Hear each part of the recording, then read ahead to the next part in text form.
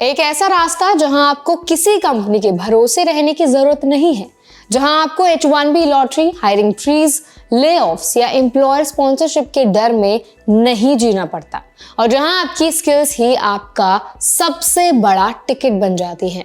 2025 में यही नया ट्रेंड तेजी से उठ रहा है। इंडियंस अब H1B से हटकर सीधे EB-1A extraordinary ability green card की तरफ जा रहे हैं और आज की इस वीडियो में हम इसी ट्रेंड को आसान भाषा में समझेंगे। क्यों EB-1A अचानक इतना पॉपुलर हो गया है, कौन लोग क्वालिफाई कर रहे हैं, H1B पर क्या बदलाव आए हैं और इंडियन प्रोफेशनल्स को किन बातों का ध्यान रखना चाहिए। तो चलिए फिर फटाफट से वीडियो को शुरू कर देते हैं। हाय, मेरा नाम है वर्षा दुबे और आप मुझे देख रहे हैं NBT टेक एड पर। सबसे पहले बात करते हैं EB-1A आखिर है क्या। EB-1A एक ऐसी ग्रीन कार्ड कैटेगरी है जो उन लोगों के लिए बनाई गई है जिनके पास अपने फील्ड में एक्स्ट्रा ऑर्डिनरी एबिलिटी है, जैसे science, arts, business, tech, research या एजुकेशन में बड़ा इम्पैक्ट। इसकी सबसे खास बात यह है कि इसमें आपको एम्प्लॉयर स्पॉन्सरशिप की जरूरत नहीं होती, यानी आपको किसी कंपनी के जॉब ऑफर, पेपर वर्क या H1B जैसे वीजा डिपेंडेंसी में नहीं रहना पड़ता। आप सेल्फ पिटिशन कर सकते हैं और अपना ग्रीन कार्ड खुद अप्लाई कर सकते हैं। USCIS ने इसके लिए 10 क्राइटेरियाज दिए हैं और एप्लीकेंट को इनमें से कम 3 को प्रूव करना होता है, जैसे पेटेंट्स, पब्लिकेशंस, अवार्ड्स, लीडरशिप या इंडस्ट्री में मेजरेबल इम्पैक्ट। आप समझते हैं कि ये ट्रेंड अचानक इतना पॉपुलर क्यों हो गया है, खासकर इंडियंस के बीच। इमिग्रेशन एक्सपर्ट्स के अनुसार 2025 में EB-1A फाइलिंग्स में भारी बढ़ोतरी हुई है। Q1 2025 में करीब 7300 EB-1A एप्लीकेशंस आए, जो पिछले क्वार्टर से 50% ज्यादा है।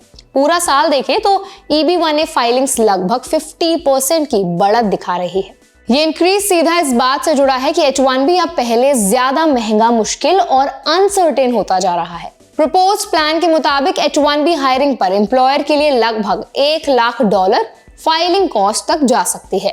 इसका सीधा मतलब है कि कंपनीज H1B वर्कर्स रखने से पहले 10 बार सोच रही हैं और इसका सबसे बड़ा असर इंडियंस पर पड़ता है, क्योंकि H1B अप्रूवल्स में इंडियंस का शेयर 70% से ज्यादा है।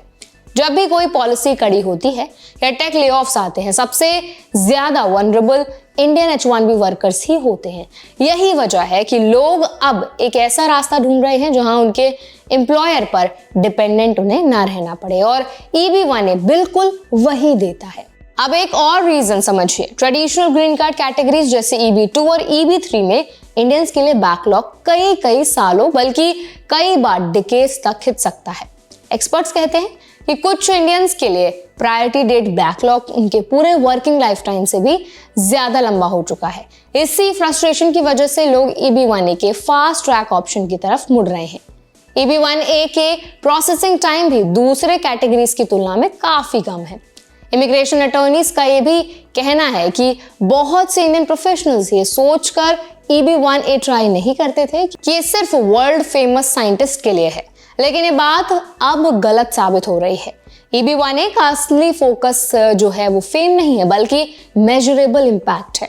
पेटेंट हो, रिसर्च पेपर हो, इंडस्ट्री अवार्ड हो, लीडरशिप रोल हो या किसी प्रोजेक्ट में आपकी की कंट्रीब्यूशन, USCIS इन्हें मेजरेबल इम्पैक्ट मानता है। यानी अगर आपका काम कंपनी या इंडस्ट्री में रियल इफेक्ट डाल रहा है तो आप EB-1A के लिए एलिजिबल हो सकते हैं।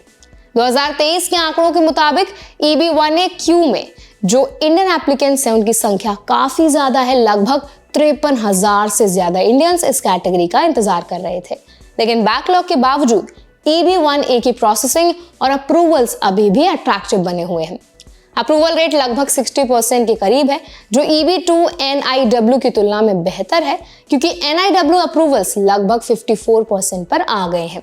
अब बात करते हैं Indian engineers, product managers, tech leads और रिसर्चर्स की, जो सबसे तेजी से EB-1A की तरफ बढ़ रहे हैं। एक्सपर्ट्स के अनुसार 2025 में tech professionals, AI researchers, product leaders और स्टार्टअप फाउंडर्स की EB-1A फाइलिंग सबसे ज्यादा बढ़ी है।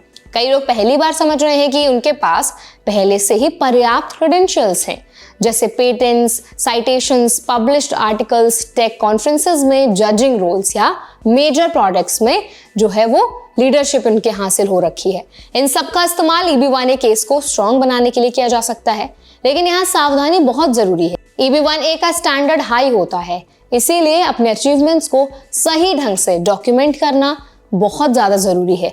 Expert recommendation letters, detailed evidences, media mentions और प्रोफेशनल पोर्टफोलियो को सही तरीके से ऑर्गेनाइज करना बेहद जरूरी है।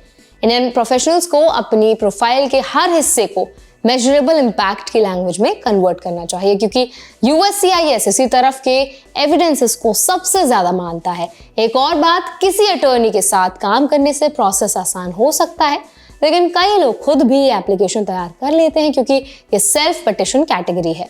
फिर भी डॉक्यूमेंटेशन की क्वालिटी पूरी तरह आपके अप्रूवल चांसेस को इम्पैक्ट करती है। तो आई होप ये वीडियो आपको हेल्पफुल लगा होगा। अगर ये वीडियो आपको अच्छा लगा हो तो इसको जरूर लाइक करें, शेयर करें।